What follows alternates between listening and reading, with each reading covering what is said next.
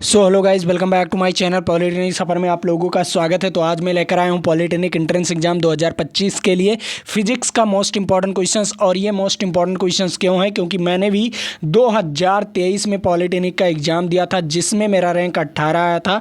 और मैं UP polytechnic का सबसे नंबर 1 पॉलिटेक्निक जीपीएल में पढ़ रहा हूँ, गवर्नमेंट पॉलिटेक्निक लखनऊ। अगर आप भी ऐसे टॉप के कॉलेज में पढ़ना चाहते हैं तो हमारे इस वीडियो को ज़रूर से ज़रूर देखिएगा। और हाँ, इस वीडियो में मैं आप लोगों को बता दूँ कि जो क्वेश्चन लाऊंगा वो आपके एग्जाम में हूबहू पूछे जाएंगे। ठीक है, तो चलिए आपका ज़्यादा समय नहीं बर्बाद करता हूं, मैं लेकर चलता हूं आपको क्वेश्चन नंबर फर्स्ट पर। तो आपके सामने आ चुका है क्वेश्चन नंबर फर्स्ट, तो इसके बारे में आपको बताना है। ठीक है, तो ये क्वेश्चंस क्या कह रहा है? ये क्वेश्चंस कह रहा है जब किसी तार में विद्युत धारा प्रवाहित होती है तो गतिशील कला क्या होती है? इसमें में से कौन सी गतिशील कला होती है?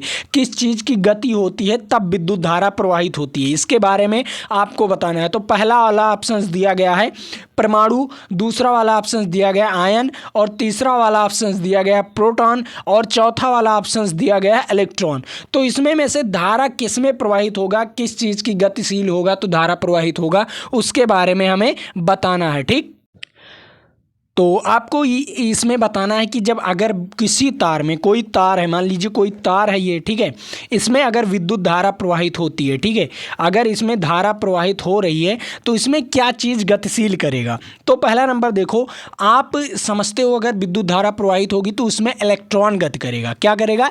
इलेक्ट्रॉन गति करेगा। और जब इलेक्ट्रॉन गति करेगा तभी आपका विद्युत धारा प्रवाहित होगा किसी तार में, तभी आपका विद्युत धारा प्रवाहित होगा जब आपका इलेक्ट्रॉन गति करेगा। तो इसका राइट आंसर क्या हो जाएगा? इसका राइट आंसर हो जाएगा डी वाला ऑप्शन इज राइट आंसर। ठीक है, चलो अब मैं अगले नंबर क्वेश्चंस पर चल रहा हूं। अगला नंबर क्वेश्चंस भी आप लोगों के लिए इंपॉर्टेंट है। अब यहां पर देखो दूसरा नंबर क्वेश्चंस क्या कह रहा है। दूसरा नंबर क्वेश्चंस भी बहुत आसान क्वेश्चन है, इस क्वेश्चंस के बारे में आपको बताना है। ठीक है, ये क्वेश्चंस क्या कह रहा है? विद्युत धारा का प्रबलता का एसआई इकाई क्या होता है? ठीक है, तो अब बताओ प्रबलता की, विद्युत धारा की प्रबलता की एसआई इकाई बताना है। तो बताइए सभी लोग, इसका राइट आंसर बताइए। बहुत बहुत बहुत अच्छा क्वेश्चन है जो कि आपके एग्जाम आप पॉइंट ऑफ व्यू से बहुत बहुत मोस्ट इंपॉर्टेंट है। ठीक है, क्यों इंपॉर्टेंट है? क्योंकि ये 2021, 22, 23, 24 और ये आगे भी पूछा गया है, 19 में भी पूछा गया, 18 में, क्योंकि ऐसे ही सवाल आपके आते हैं हर साल। ये ऐसे क्वेश्चंस तो आपके हर साल पूछे जाते हैं, चाहे विद्युत धारा की प्रबलता की इकाई पूछ ले, या विभव की प्रबलता की इकाई पूछ ले, या आपके क्या कहते हैं आवेश की प्रबलता की इकाई पूछ ले। ये सारी चीज़ें आपके पूछी जाती हैं। ठीक है, चाहे इनमें में से, इन तीनों क्वेश्चंस में से, तीनों चारों क्वेश्चंस में से आपके एक क्वेश्चंस तो आपका फिक्स रहता है, किसी ना किसी साल पूछा जाएगा। ठीक है, तो आप लोग बताइए कि इसका राइट आंसर क्या होगा? विद्युत धारा के प्रबलता का एसआई इकाई क्या होता है या एसआई मात्रक क्या होता है, इसके बारे में बताना है।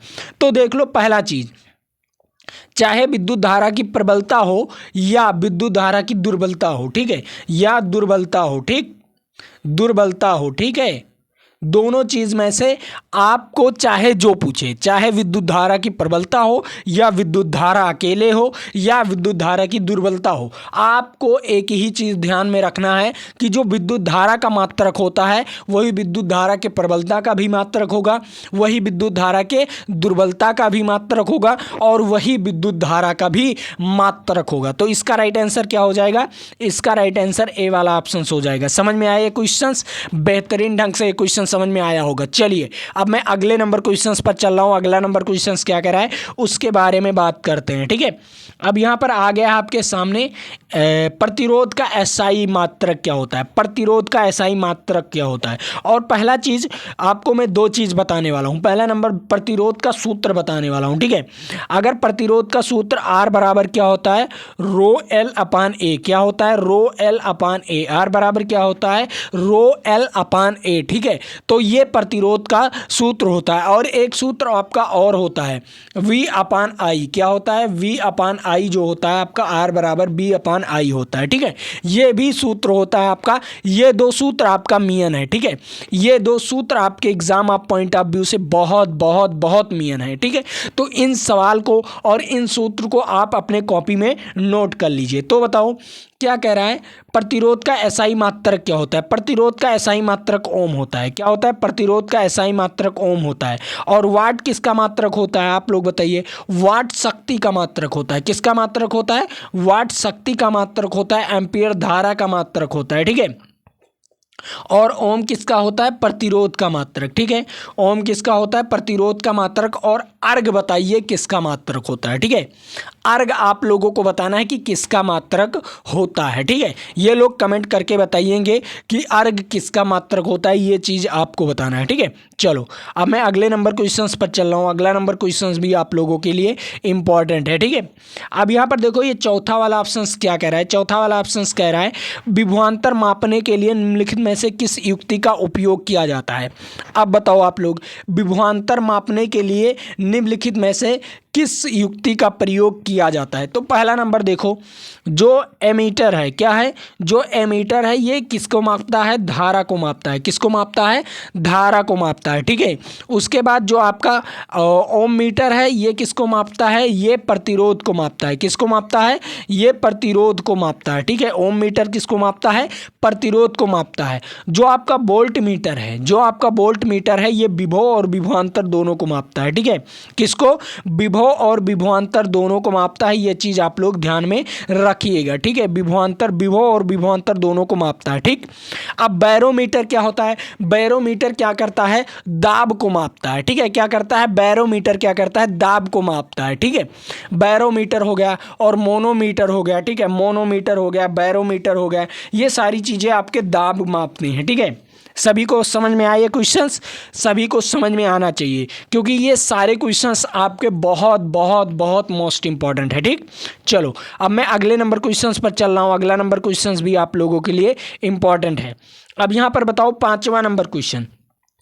पांचवा नंबर क्वेश्चन क्या कह रहा है, सिंपल क्वेश्चन है। कह रहा है किसी निश्चित समय में किसी निश्चित प्रतिरोध वाले चालक में उत्पन्न ऊष्मा धारा के, आप बताओ उस जो प्रतिरोध के कारण जो उत्पन्न ऊष्मा होती है वो धारा के क्या होती है। तो पहला नंबर आप लोग देखते हो यहाँ पर देखते हो कि क्या होता है, H बराबर VIT होता है। क्या होता है, H बराबर VIT, ठीक है।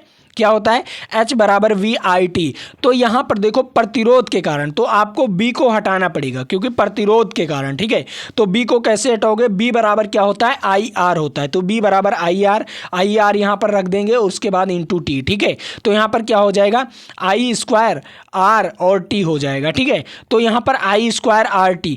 तो यहाँ पर अब बताओ प्रतिरोध के कारण जो ऊष्मा होता है, ऊष्मा में जो धारा किसके अनुक्रमानुपाती होता है या व्युत्क्रमानुपाती होता है। तो सिंपल आपने सूत्र को देखा, H बराबर क्या होता है, I स्क्वायर RT, ठीक है। I स्क्वायर क्या होता है, RT होता है। अब यहाँ पर देखो H के समानुपाती क्या होगा, H के वर्ग के समानुपाती क्या होता है, H के वर्ग के समानुपाती होता है आपका ऊष्मा। क्या होता है, H के वर्ग के समानुपाती, मतलब जो ऊष्मा के वर्ग के समानुपाती होता है, धारा के वर्ग के समानुपाती होता है, ठीक है। तो यहाँ पर देखो जो धारा होता है उसके वर्ग के समानुपाती होता है, ठीक। तो ये चीजें आपको समझ में आना चाहिए। तो इसका राइट आंसर क्या हो जाएगा, बी वाला ऑप्शन इज राइट आंसर, ठीक है। चलो अब मैं अगले नंबर क्वेश्चंस पर चल रहा हूं। अगला नंबर क्वेश्चंस भी आप लोगों के लिए इंपॉर्टेंट है। अब इस क्वेश्चंस के बारे में आपको बताना है। तो ये क्वेश्चंस क्या कह रहा है, इसके बारे में बताइए आप लोग क्या कह रहा है। देखो छठवां नंबर क्वेश्चंस कह रहा है किसी परिपथ का वह गुण, क्या कह रहा है, किसी परिपथ का वह गुण जो विद्युत ऊर्जा को ऊष्मा में बदल देता है कहा जाता है। अब बताओ किसी परिपथ का वह गुण जो विद्युत ऊर्जा को ऊष्मा में बदल देता है, ठीक है। विद्युत ऊर्जा को क्या करता है, ऊष्मा में कन्वर्ट कर देता है, उसे हम क्या कहते हैं। तो देखो अगर कोई भी चीज विद्युत ऊर्जा कोई है, ऊर्जा है, उसे ऊष्मा में कन्वर्ट करने के लिए प्रतिरोध की आवश्यकता होती है। क्या होती है, प्रतिरोध की आवश्यकता होती है। तो इसका राइट आंसर क्या हो जाएगा, प्रतिरोध। क्योंकि आप लोग देखिए अगर कोई चीज धारा बह रही है, मान लीजिए इस तार से धारा बह रही है, इसको रोकेगा कोई, ठीक है, इसको रोकेगा या इसमें घर्षण होगा। अब धारा तो बहेगी, किसी न किसी तार में तो धारा बहेगी, ठीक है। तो धारा बहेगी लेकिन उसे रोकने के लिए घर्षण लगेगा। धारा को रोकने के लिए प्रतिरोध जो करेगा वो घर्षण लगाएगा। और घर्षण के कारण क्या होता है, अगर कोई भी चीज दो सतह घर्षण कर रही है तो आप लोग देखते होंगे, अगर आप अपना दोनों हाथ मसलते हैं, जब ठंडियों में अपना दोनों हाथ मसलते हैं तो आपका हाथ क्या हो जाता है, गर्म हो जाता है। क्या हो जाता है, गर्म हो जाता है। मतलब अगर कोई भी दो सतह आपस में रगड़ रहे हैं, मतलब आपस में क्या कर रहे हैं, क्या कर रहे हैं, वो घर्षण कर रहे हैं, तो उसमें क्या उत्पन्न हो जाता है, ऊष्मा उत्पन्न हो जाता है। तो किसके कारण होता है, प्रतिरोध के कारण होता है। किसके कारण होता है, वो प्रतिरोध के कारण होता है। तो इसका राइट आंसर क्या हो जाएगा, इसका राइट आंसर प्रतिरोध के कारण। ठीक है, चलो अब मैं अगले नंबर क्वेश्चंस पर चल रहा हूं। अगला नंबर क्वेश्चंस क्या कह रहा है उसके बारे में बात करते हैं और डिटेल्स के साथ उसके बारे में बात करते हैं। ठीक है, चलो अब अगला नंबर क्वेश्चंस क्या कह रहा है। अगला नंबर क्वेश्चंस भी आप लोगों के लिए इंपॉर्टेंट है। अब इस क्वेश्चंस के बारे में देखो, ये क्या कह रहा है, किलोवाट घंटा का मात्रक क्या होता है। अब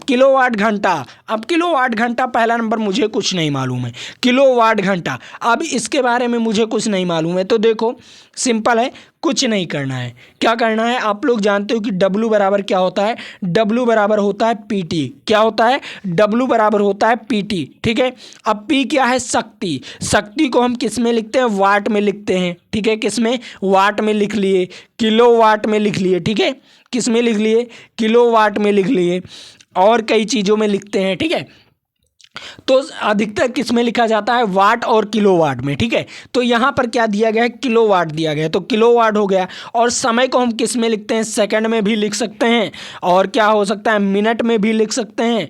ठीक है, उसके बाद क्या हो सकता है, उसके बाद हो सकता है आपका हावर्स। तो यहाँ पर क्या दिया गया है, किलोवाट घंटा दिया गया है। तो आप लोग क्या कर सकते हो, किलोवाट घंटा, कार्य को हम किस में लिख सकते हैं, या ऊर्जा को हम किस में लिख सकते हैं, ऊर्जा को हम लिख सकते हैं किलोवाट घंटे में लिख सकते हैं। किस में लिख सकते हैं, किलोवाट घंटे में लिख सकते हैं। यह चीज आप लोग ध्यान से पढ़िएगा। ठीक है, किस चीज में लिख सकते हैं, किलोवाट घंटे में लिख सकते हैं कि नहीं।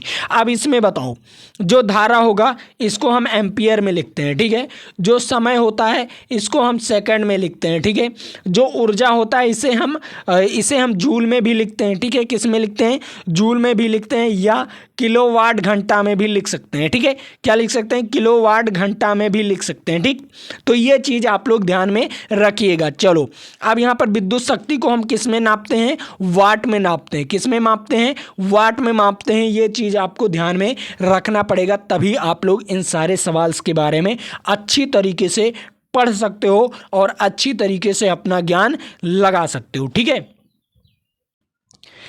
अब चलते हैं अगले नंबर क्वेश्चंस पर। अगला नंबर क्वेश्चंस देखते हैं। ठीक है, चलो अब मैं अगला नंबर क्वेश्चंस पर ज़्यादा ध्यान देते हैं। ठीक है, यहाँ पर देखो 8वां नंबर क्वेश्चंस क्या कह रहा है, इसके बारे में पढ़ते हैं। देखो ये क्वेश्चंस क्या कह रहा है, कह रहा है विद्युत हीटर में तार एवं कुंडली के लिए किस तत्व का व्यवहार किया जाता है, या किस तत्व का प्रयोग किया जाता है, इसके बारे में बताना है। तो देखो पहला नंबर, जो विद्युत हीटर होता है, हीटर वगैरह आप लोग देखे होंगे, आपके घरों में अगर यूज होता होगा तो यूज होता होगा, अगर मीटर लग गया होगा तो यूज नहीं होता होगा, ये गारंटी है। ठीक है, अब देखो यहाँ पर क्या कह रहा है, जो हीटर है, ठीक है, विद्युत हीटर है, उसके तार की जो कुंडलियां ऐसे बनी होती हैं, जो कुंडलियां ऐसे ऐसे बनी होती हैं, गोल टाइप बनी होती हैं, कुछ इस प्रकार ऐसे ऐसे ऐसे ऐसे ऐसे ऐसे गोल टाइप बनी होती हैं। ठीक है, उसके बाद ऐसे ऐसे ऐसे पूरे में गोल टाइप ऐसे बनी होती हैं। ठीक है, तो वो जो विद्युत हीटर की कुंडलियां बनी होती हैं वो किस चीज़ की बनी होती हैं। पहला नंबर आपको दिया गया है तांबा, तांबे की नहीं बनी होती है। ठीक है, तांबे की नहीं बनी होती है, एक गलत है। ठीक है, अब उसके बाद जो टंगस्टन होता है, ये बल्ब होता है, जो 10 रुपये वाला बल्ब नहीं आता था, सूर्या वाला, सूर्या कंपनी वाला, ठीक है, वो बल्ब आता था। ठीक है, 10 रुपये वाला 100 वाट वाला बल्ब, जो पीला बल्ब होता था 100 वाट वाला। अब तो LED आने लगा ना, और उससे पहले क्या आता था, पहले के समय में आता था 100 वाट वाला 10 रुपये का बल्ब आता था, सूर्या कंपनी का। उसमें जो टंगस्टन ऐसे कुछ लगे होते हैं, ऐसे ऐसे ये बल्ब होता है, कुछ इस प्रकार ऐसे बल्ब होता है। ठीक है, कुछ ऐसे ऐसे इस प्रकार बल्ब होता था। ठीक, कुछ ऐसे प्रकार का बल्ब होता था, और यहाँ पर ऐसे ऐसे 2 डंडी निकली होती थी, और इस पर ऐसे ऐसे तार लगे होते थे। ठीक है, ये जो तार लगा होता था, ये जो तार लगा होता था वो टंगस्टन का बना होता था। किसका बना होता था, टंगस्टन का बना होता था, जो 100 वाट वाले बल्ब में लगा होता है। आप लोग खरीद कर देखेंगे, उसमें जो लगा होता है वो टंगस्टन का तार लगा होता है। ठीक है, तो ये चीज़ें आपको समझ में आया।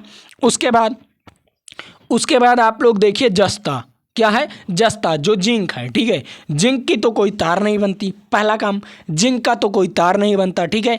आप खाद वगैरह सुने होंगे कि जिंक है, ये खाद है, ठीक है। तो जिंक की कोई तार वगैरह नहीं बनता, ये चीज़ आप लोग ध्यान में रखिएगा, ठीक।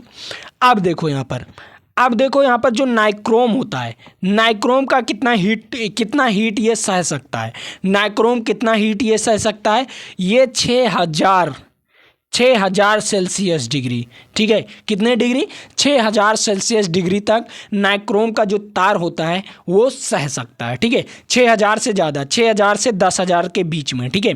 बहुत ज़्यादा होता है इसका, ठीक है, 10 के सेल्सियस के बीच में, ठीक है। किसके बीच में, 6000 से 10 के सेल्सियस के बीच में ये क्या हो सकता है, ये अपना ताप सह सकता है, ठीक है। कितना ताप सह सकता है, 6000 से 10 के बीच में, ठीक है। तो ये चीज़ आप लोग ध्यान से पढ़िएगा।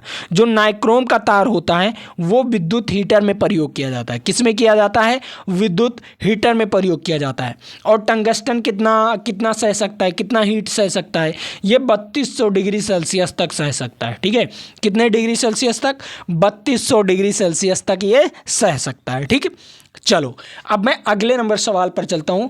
अगला नंबर सवाल क्या कह रहा है उसके बारे में बात करते हैं, ठीक है। तो आपके सामने आ चुका है अगला नंबर सवाल। अब ये सवाल क्या कह रहा है, ये 9 नंबर सवाल कह रहा है, सिंपल है। कह रहा है जो वोल्ट प्रति एम्पियर प्रदर्शित करता है, वोल्ट प्रति एम्पियर, ये किस चीज़ का प्रदर्शित करता है, बताओ ये किस चीज़ को प्रदर्शित करता है। अभी तो मैंने इसका सूत्र नहीं देखा, अब देखो वोल्ट प्रति एम्पियर, वोल्ट क्या होता है, विभव, ठीक है, क्या होता है, वी होता है, ठीक है। और एम्पियर क्या होता है आपका, एम्पियर आपका होता है आई, ठीक है। बी अपान आई किस चीज को प्रदर्शित करता है, तो आपने एक सूत्र सुना होगा, बी बराबर आई आर, क्या सुने हो, बी बराबर आई आर। तो आई इसके नीचे आ जाएगा, तो बी अपान आई बराबर क्या हो जाएगा, आर। क्या हो जाएगा, बी अपान आई बराबर क्या हो जाएगा, आर। बी अपान आई बराबर क्या हो जाएगा, आर। तो इसका राइट आंसर क्या हो जाएगा, इसका राइट आंसर हो जाएगा प्रतिरोध। क्या हो जाएगा, प्रतिरोध, ओम, ठीक है। क्या हो जाएगा, ओम, प्रतिरोध का मात्रक होगा। ये प्रतिरोध का क्या होगा, प्रदर्शित करता है। ये किसको करता है, ओम को प्रदर्शित करता है। मतलब प्रतिरोध का मात्रक क्या होता है, ओम होता है। तो ये किस चीज़ को प्रदर्शित करता है, ओम को प्रदर्शित करता है। ये चीज़ आप लोग ध्यान से पढ़िएगा, ठीक है। समझ में आया आप लोगों को, ठीक है। अब यहाँ पर कुछ चीज़ें और बात कर लेते हैं। जो वोल्ट होता है, वोल्ट किसका मात्रक होता है, विभव का। किसका मात्रक होता है, विभव का, ठीक है। उसके बाद एम्पियर किसका होता है, धारा का, ठीक है। ओम किसका होता है, प्रतिरोध का, ठीक है। और वाट किसका होता है, शक्ति का, किसका, शक्ति का, ठीक है। तो ये चीज़ें आप लोग ध्यान में रखिएगा। चलो अब मैं अगले नंबर सवाल पर चलता हूँ। अगला नंबर सवाल क्या कह रहा है उसके बारे में बात करते हैं। लेकिन उससे पहले मैं आप लोगों को बता दूं, मेरा जो कोर्सेस है मात्र 29 रुपये में, मैंने ऑलरेडी 29 रुपये में मैंने आपको चैप्टर वाइज वहाँ पर इंपॉर्टेंट क्वेश्चंस कराया हूँ। तो अगर आप लोग हमारा कोर्सेज ज्वाइन करना चाहते हैं तो आपको सब्सक्राइब बटन के बगल में क्या कहते हैं, सब्सक्राइब बटन के बगल में ज्वाइन बटन का ऑप्शन दिया होगा, वहाँ से जाकर आप लोग हमारा कोर्सेज ज्वाइन कर सकते हैं, ठीक है। तो जाइए तुरंत ज्वाइन कीजिए, आपको टॉक टाइम दिख जाएगा 29 रुपये का। वहाँ पर मैंने आपको theory plus questions, important questions करवाए हैं, ठीक है, चैप्टर वाइज। तो जाइए, अगर आप लोग चैप्टर वाइज पढ़ना चाहते हैं तो वहाँ से जाकर पढ़ सकते हैं, ठीक है। अब चलो यहाँ पर इस क्वेश्चंस के बारे में बताते हैं। अब ये क्वेश्चंस क्या कह रहा है, देखो कह रहा है विभवांतर का एसआई मात्रक क्या होता है। जो विभवांतर होता है उसका एसआई मात्रक क्या होता है, विभवांतर का एसआई मात्रक वोल्ट होता है। क्या होता है, विभवांतर का एसआई मात्रक वोल्ट होता है। तो इसका राइट आंसर क्या हो जाएगा, इसका राइट आंसर डी वाला ऑप्शन हो जाएगा। एम्पियर किसका मात्रक होता है, धारा। वाट किसका होता है, शक्ति, ठीक है।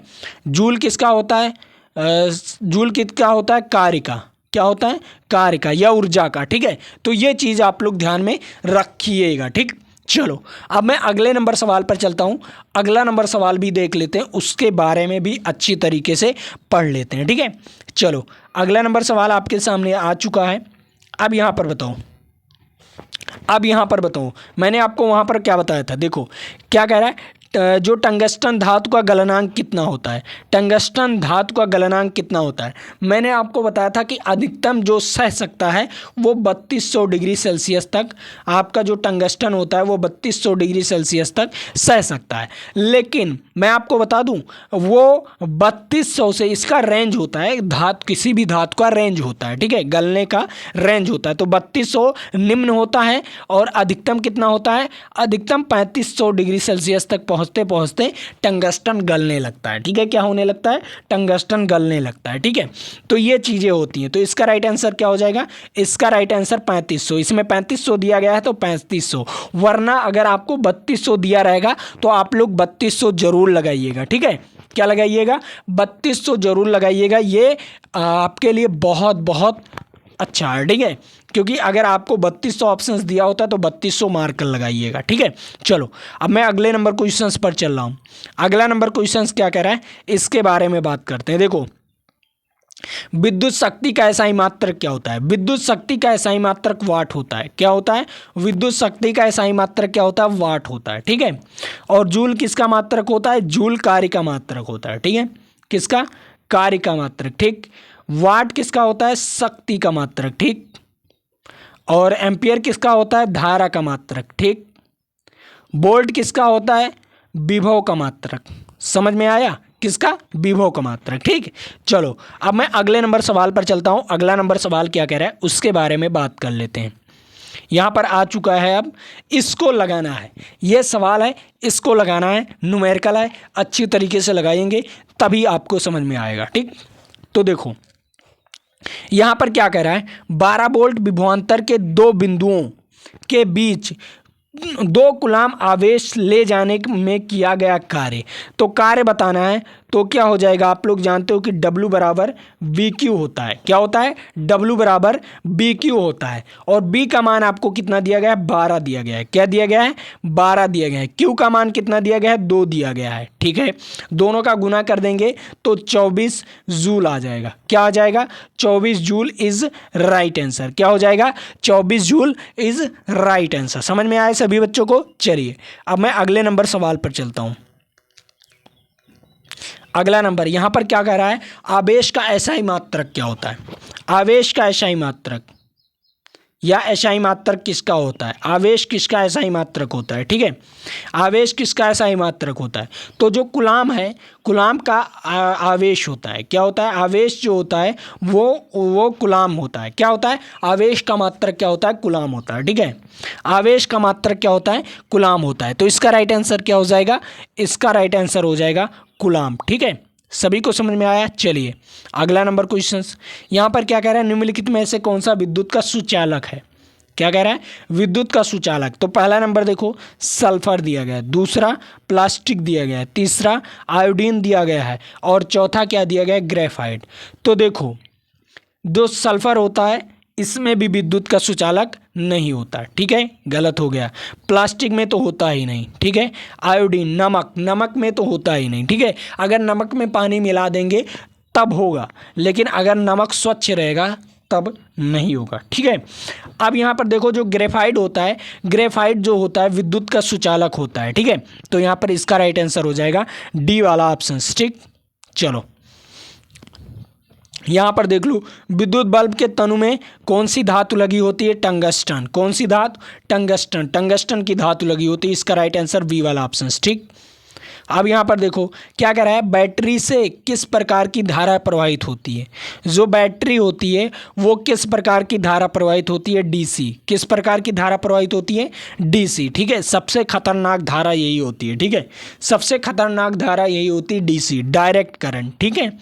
डायरेक्ट करंट जो होता है वो सबसे ज़्यादा खतरनाक होता है, एसी से सबसे ज़्यादा, एसी से खतरनाक डीसी होता है, ठीक है। अब बहुत सारे बच्चे कमेंट करेंगे कि सर आप तो एसी खतरनाक होता है दिखने में, आपको देखो क्यों डीसी खतरनाक होता है। डायरेक्ट करंट का मतलब है ये एक सीधी लाइन में चलेगा, ठीक है। अगर ये 220 वोल्ट है, इसका अगर 220 वोल्ट है, ठीक है, 220 वोल्ट है तो ये 220 वोल्ट पर ही चलेगा, ठीक है। और जो एसी करंट होता है, एसी करंट होता है वो अगर 220 वोल्ट पर चल रहा है, ठीक है, 220 वोल्ट पर चल रहा है, तो ये 50 बार 1 सेकंड में, क्योंकि इसमें लिखा रहता है एसी वाला जो होता है, एसी वाला होता है वो 50 हर्ट्ज लिखा होता है, ठीक है। 1 सेकंड में वो 50 बार जीरो होगा। ये जो होता है ना, ये जो होता है 220 वोल्ट, ये क्या होता है 50 बार जीरो होता है। 1 सेकंड में कितनी बार जीरो होता है 50 बार। तो 50 बार जीरो होता है, तो इसमें बचने के चांसेस हैं, एसी में बचने के चांसेस हैं। लेकिन अगर डीसी करंट आपको लग गया तो आपको कोई छुड़ा नहीं सकता, कोई छुड़ा ही नहीं सकता उससे, क्योंकि वो एक सीधी लाइन में बहता है। और सीधी लाइन में बहने का मतलब वो 220 वोल्ट अगर इस सेकंड में है तो उसमें कोई जीरो का ऑप्शंस आता ही नहीं। वो अगर 220 वोल्ट बह रहा है तो 220 वोल्ट बहेगा, ठीक है।